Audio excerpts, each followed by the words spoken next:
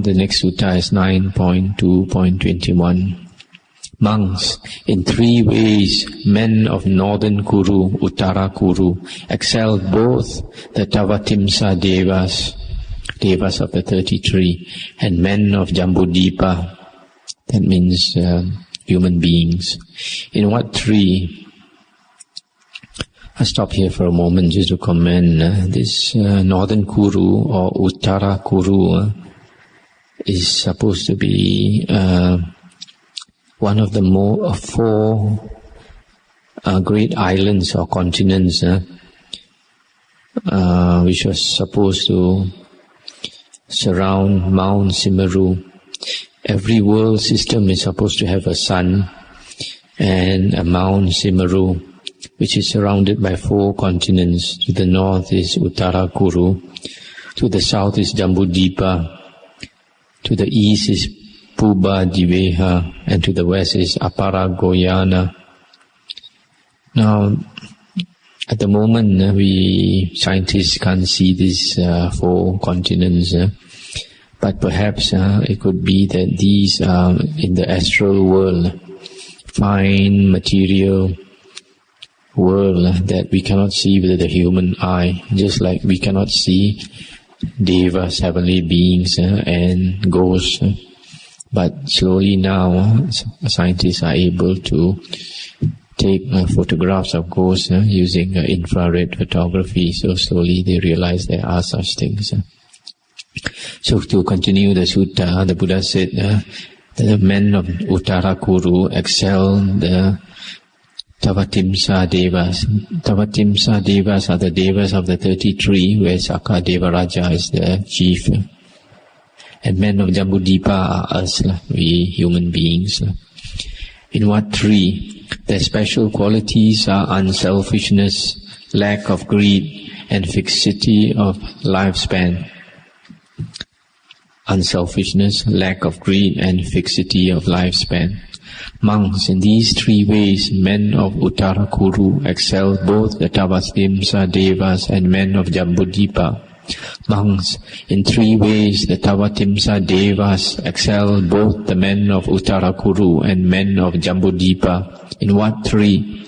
In their celestial life, beauty and happiness.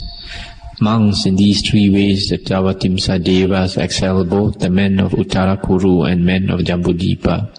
Monks, in 3 ways, the men of Jambudvipa excel both the men of Uttara Kuru and the Tavatimsa Devas. In what 3? They are heroic, possess mindfulness, and the holy life may be lived there. Monks, in these 3 ways, men of Jambudvipa excel both men of Uttara Kuru and Devas of the Tavatimsa heaven. That's the end of the sutta. So the thing about human beings stated here is we human beings are heroic, very brave. It has its good and its bad points. Its good points is that we are very heroic. The bad point, if you are very brave, is that sometimes men dare to do totally frightening things, like kill their parents, kill an arahant. These things human beings dare to do. Lie and commit great evil deeds that bring them to the hells and the woeful plains.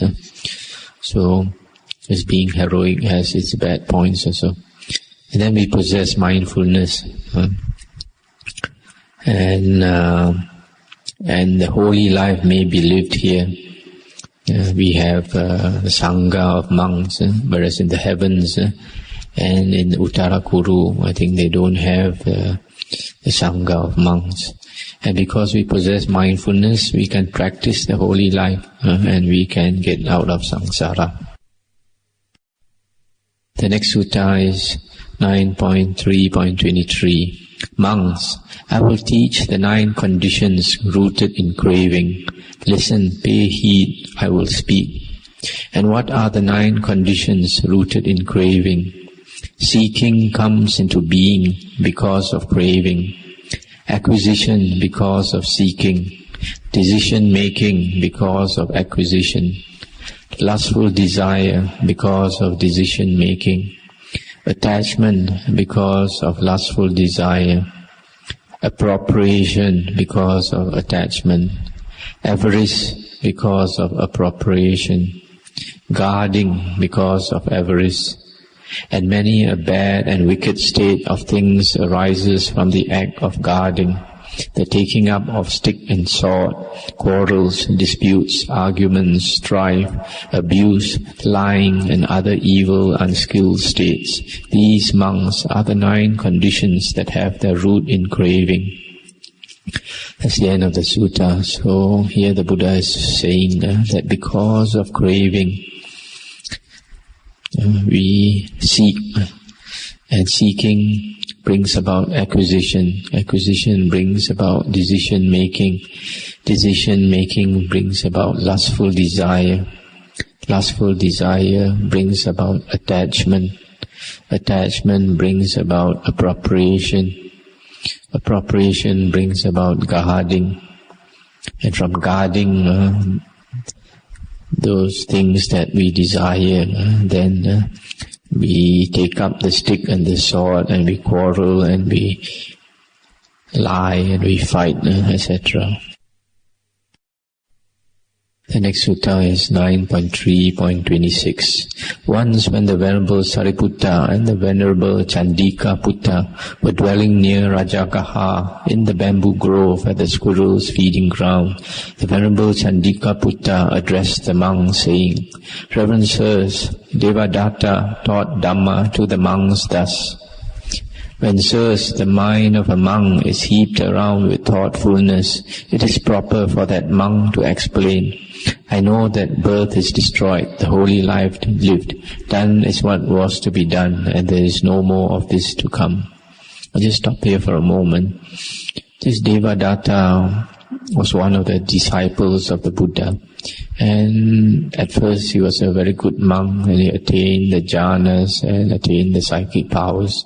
But later, because of greed, because of wanting to take over the position of the Buddha, he lost his psychic powers, and later he even tried to harm the Buddha. So Devadatta had quite a reputation, so that is why this Reverend Chandika Putta is quoting Devadatta. And the sutta continues.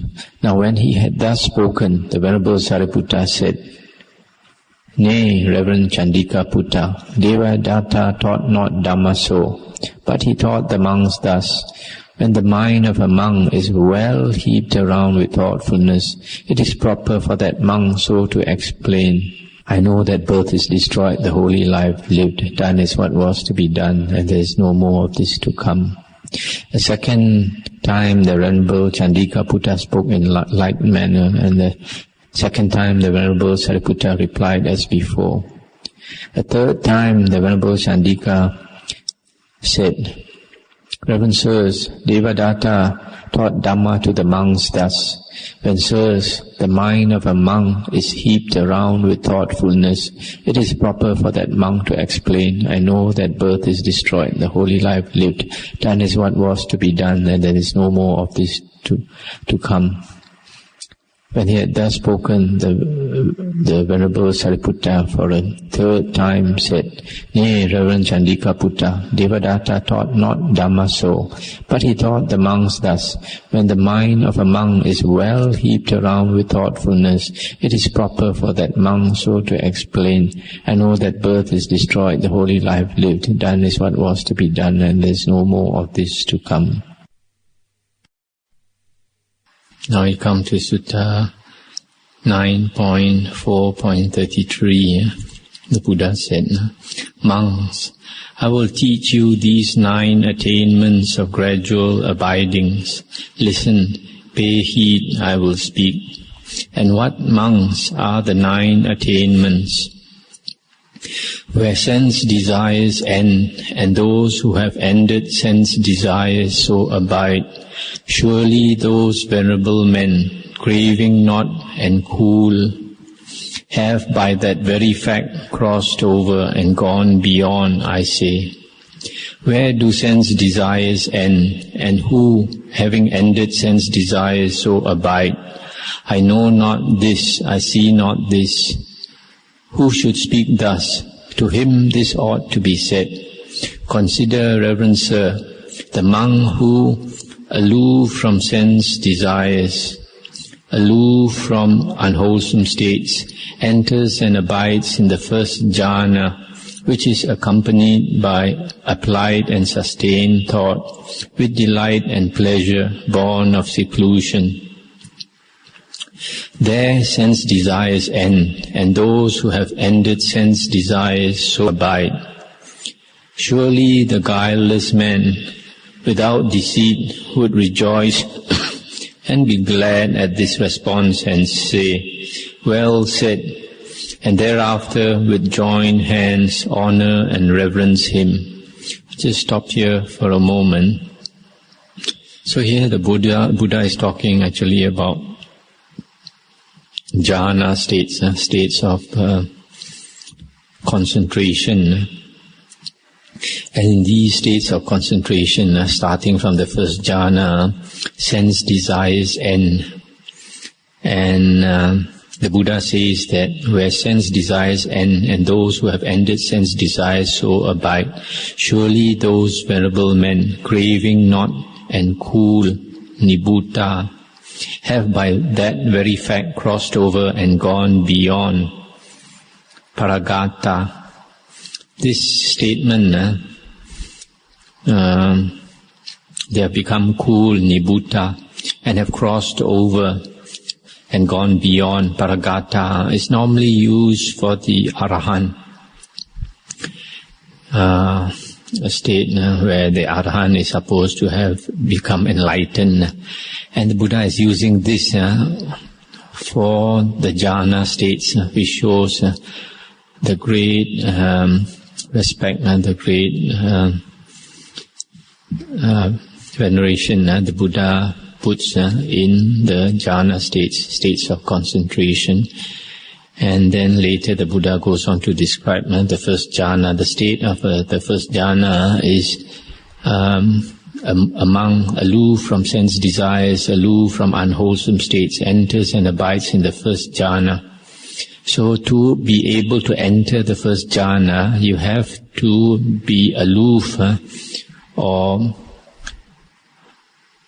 secluded from sense desires, aloof or secluded from unwholesome states, which means that the first jhana is a state which is totally wholesome, wholly wholesome, because it is aloof from unwholesome states. So here the Buddha says that if you, after hearing this, that the person who abides in the first jhana, their sense desires end, and the one who has ended sense desires abides in that state, then that person, then anyone who hears that should rejoice and be glad, and should honor and reverence him. Then the Buddha continues, where thought applied and sustained, where applied thought and sustained thought and those who have ended such thoughts so abide, surely those venerable men, craving not and cool, have by that very fact crossed over and gone beyond, I say. Where do they end, and who, having ended them, so abide? Consider, sir, the monk who, with the stilling of applied and sustained thought, enters and abides in the second jhana, which has internal self-confidence and singleness of mind, without applied and sustained thought, with delight and pleasure born of concentration. Surely the guileless man would rejoice at this response. So I stop here. So in the state of the second jhana, the Buddha says the person has to still applied and sustained thought.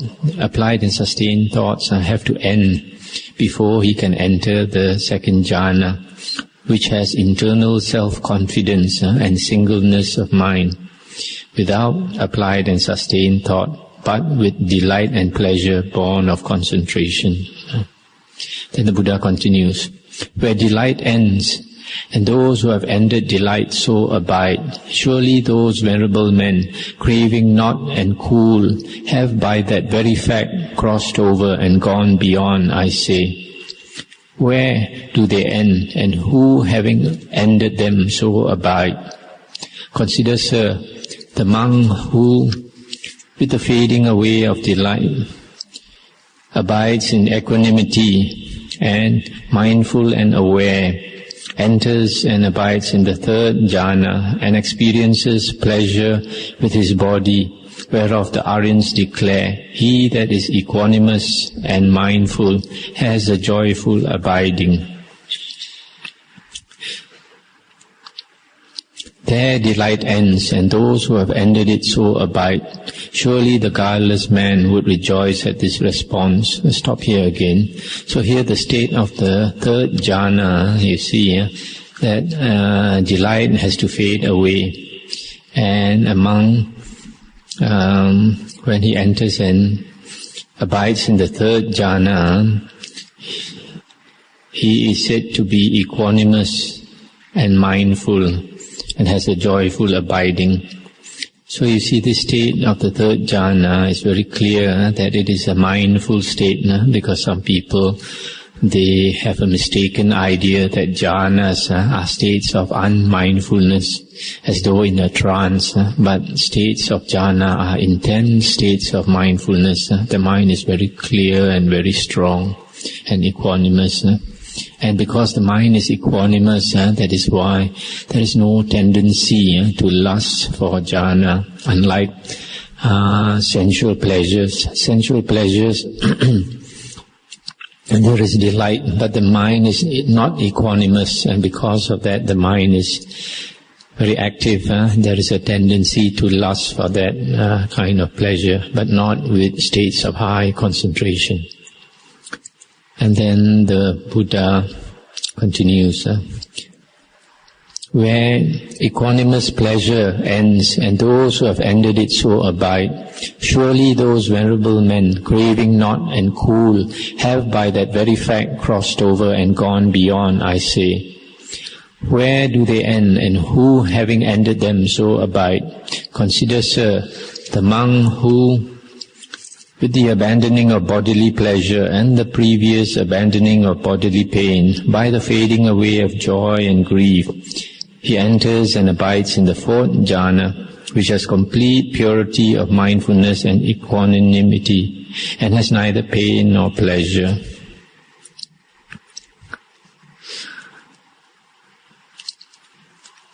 There equanimous pleasure ends, and those who have ended it so abide.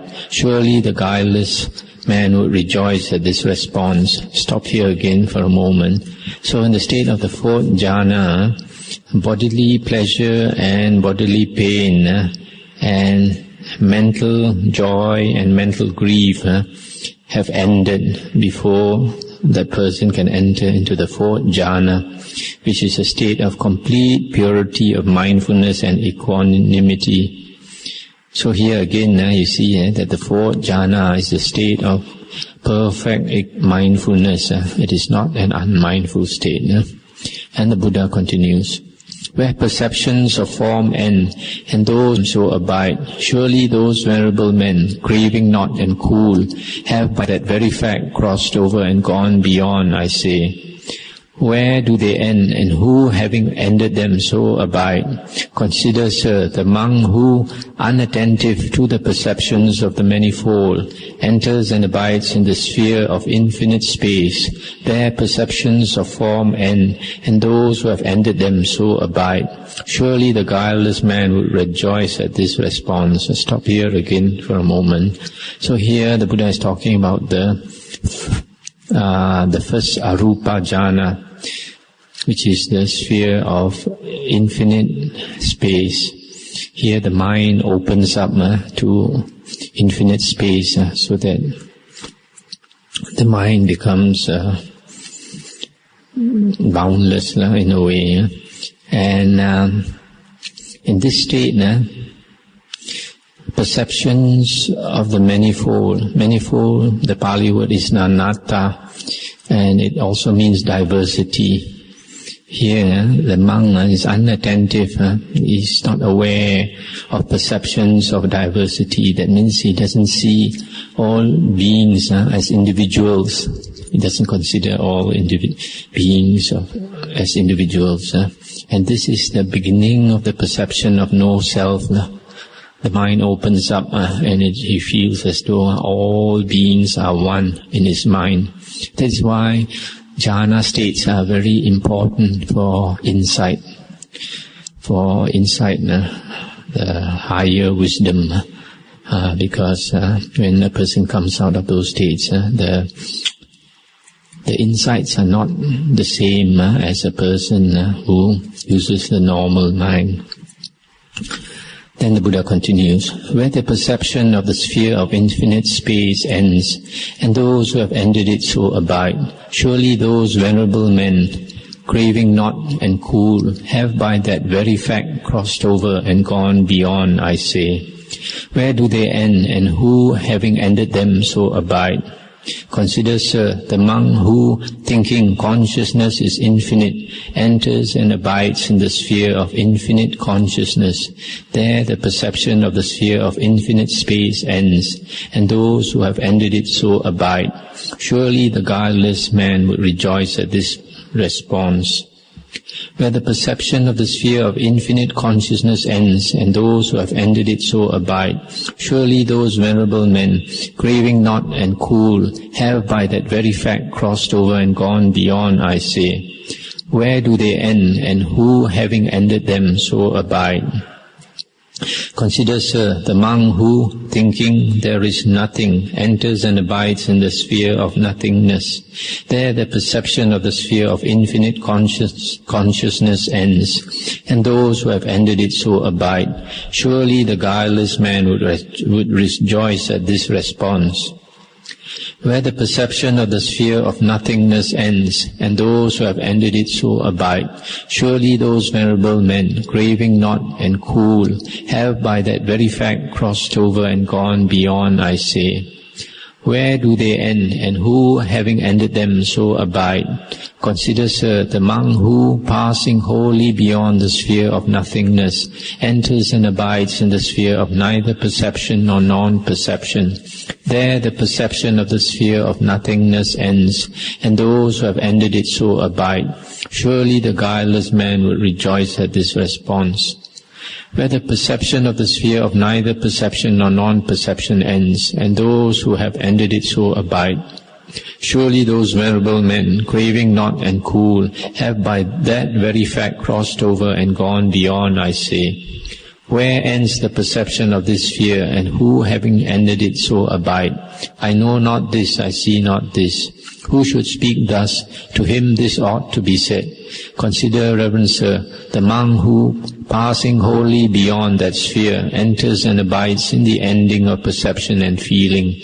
There the perception of the sphere of neither perception nor non-perception ends, and those who have ended it so abide. Surely the guileless man would, without deceit, would rejoice and be glad at this response and say, well said, and thereafter with joined hands honor and reverence him. Verily, monks, these are the 9 attainments of gradual abidings. That's the end of the sutta. So after that, the Buddha goes on to the arupa jhana, called the sphere of infinite consciousness. In that state, the mind, the consciousness becomes infinite, and a person who has this kind of state, he can know things that happen in far away places because the mind opens up and he has infinite consciousness. And then the sphere of nothingness, in that state, he realizes that everything is like mind-made, that there is nothing, it's all, the whole universe is mind-made, exists in consciousness, and basically there is nothing, it is like imagination. And then after that, the sphere of neither perception nor non-perception, where the mind is so still that it's almost, the consciousness is almost about to be like a small flame about to be blown off. So sometimes that person is like perceives, and another time is as though he doesn't perceive. That's why it's called the sphere of neither perception nor non-perception. And the final state is the state where perception and feeling ends. When perception and feeling ends, then the normal sixth consciousness also ends. So these are the 9 states where the Buddha praises. Now the next few suttas all have to do with states of jhana, concentration. The next one is 9.4.34. Once the Venerable Sariputta dwelt near Rajagaha at the squirrel's feeding ground in the bamboo grove, and there he addressed the monks, saying, "This cool nibbana, reverencers, is happiness. This cool, reverencers, is happiness." Now when he had spoken thus, the Venerable Udayin said to him, "But what herein, reverencer, is the happiness which herein is not sensed?" Stop here for a moment. Nibbana is a state where the senses have stopped. So this monk Udayin wants the Venerable Sariputta to explain. And the Venerable Sariputta continued, "It is verily just that happiness which herein is not sensed. There are, reverencer, these 5 strands of sense desire." What 5? There are forms cognized by the eye, longed for, alluring, pleasurable, lovely, bound up with passion and desire. There are sounds cognized by the ear, smells by the nose, tastes by the tongue, contacts or tangibles cognized by the touch, longed for, alluring, pleasurable, lovely, bound up with passion and desire. These, reverencer, are the 5 strands of sense desire. And the happiness, the well-being arising therefrom is called sensual happiness. Consider, reverencer, the monk who, aloof from sense desire, aloof from unwholesome states, enters and abides in the first jhana. If while he abides in that abiding, perceptions and thoughts accompanied by sense desire beset him, it is indeed for him a disease. Just as some ill amounting to a disease might arise in a happy person, even so those perceptions and thoughts accompanied by sense desire beset him, and indeed it is for him a disease. Now disease is called ill by the Exalted One. Verily, reverencer, it is just in this way that the cool nibbana ought to be understood as happiness. Stop here for a moment. So here, the Venerable Sariputta is explaining that when a monk enters the first jhana, he abides in a very peaceful and a very blissful abiding. And if perceptions and thoughts accompanied by sense desire should beset him, it sort of gets him out of the first jhana. And it is like a happy person becoming sick. So that is why sense disease. So the Sariputta is saying that the cool nibbana ought to be understood as happiness in this way. In other words, he is likening the state of the first jhana itself to nibbana as a very happy, blissful abiding. And he continues, again, consider the monk who enters and abides in the second jhana. If perceptions and thoughts accompanied by application, that means apply, beset him, it is disease. It's just this way that the cool so too in the third jhana, if perceptions and thoughts accompanied by delight, piti, beset him, or in the fourth jhana, if perceptions and thoughts accompanied by pain beset him, or in the sphere of infinite space, if perceptions and thoughts accompanied by form beset him, or in the sphere of infinite consciousness, if perceptions and thoughts accompanied by the sphere of infinite space beset him, or in the sphere of nothingness, if perceptions and thoughts accompanied by the sphere of infinite consciousness beset him, or in the sphere of neither perception nor non-perception, if perceptions and thoughts accompanied by the sphere of nothingness beset him, it is indeed for him a disease. Ill amounting to a disease might arise in a happy person. Even so, those things beset him, and indeed they are for him diseases. Now disease is called ill by the Exalted One. Verily, Reverend Sir, it is just in this way that the cool ought to be understood as happiness. And then, Reverend Sir, consider the monk who, passing wholly beyond the sphere of neither perception nor non-perception, enters and abides in the ending of perception and feeling, when by wisdom he sees that the asavas are completely destroyed. Verily, Reverend Sir, it is just in this way that the cool ought to be understood as happiness. That's the end of the sutta. So similarly, Venerable Sariputta is saying, if a person abides in the jhana, and some perceptions and thoughts accompanied by a lower state arises, so that it moves him or outs him out of that jhana state. It is just like a happy man becoming sick. He's moved out of that blissful state. So those things that move him out of the blissful state are a disease. So that is why the Venerable Sariputta is giving the simile that when a monk abides in the jhanas, it is such a blissful, happy state, similar to nibbana in a way. So you can see the Arahants and the Buddha themselves, they sometimes liken the jhana states to nibbana.